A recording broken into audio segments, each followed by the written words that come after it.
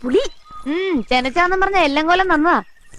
എടി തത്തേ, നീ ആ പാവൻ രാഘവേട്ടനെ ഞാണിമേലിരുത്തി പുകച്ചൊരു വഴിയാക്കിയല്ലേ? അത്രയ്ക്ക് പോകുന്നല്ല എല്ലുമുട്ടി. പിന്നെ വന്നോ? കിട്ടിയത് പോരാ?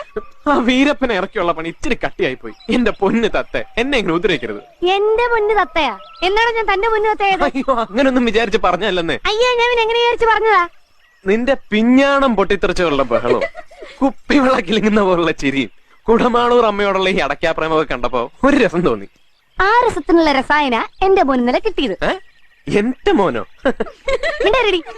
അയ്യടാ, നിങ്ങാ പോലത്തെ മോന്ത കണ്ടാച്ചാ മതി. ഒരു മോൻ തീർന്നില്ല, രസായനമായിട്ടേ ഉള്ളൂ. കഷായം പുറകെ വരുന്നുണ്ട്, ചെന്നിയായം മേമ്പടി ചേർത്തിട്ട്. അയ്യോ, ഇതെല്ലാം കൂടെ താങ്ങാനുള്ള ഒരു ആംബിയർ എനിക്കില്ല എന്റെ അപ്പോ. നിനക്ക് ഒരു വിചാരമുണ്ട്, നീ വലിയ ബുദ്ധിമാനാണെന്ന്. 5 പടത്തിന്ന് കട്ടിട്ട് ആ കട്ടേനൊരു കള്ളപ്പേരിട്ടിരിക്കുന്നു, പുലിക്കോട്ടെ വാലിവൻ. മുടി വെട്ടാണ്ടിരിക്കുന്ന ഇരിപ്പും ആ തിരിയും പിരിയൊക്കെ കൂടെ കണ്ട ഒരു മണകോണാഞ്ചൽ ലക്ഷണ. ഇതാ ഞാൻ ഈ പിഞ്ഞാണം പൊട്ടിത്തെറിച്ച പോലെ എന്ന് പറഞ്ഞത്. മണഗുണാഞ്ചെന്ന് പറഞ്ഞപ്പോ ആ മൂക്കിലേയും ചുണ്ടിലേക്കൊരു സൗന്ദര്യം.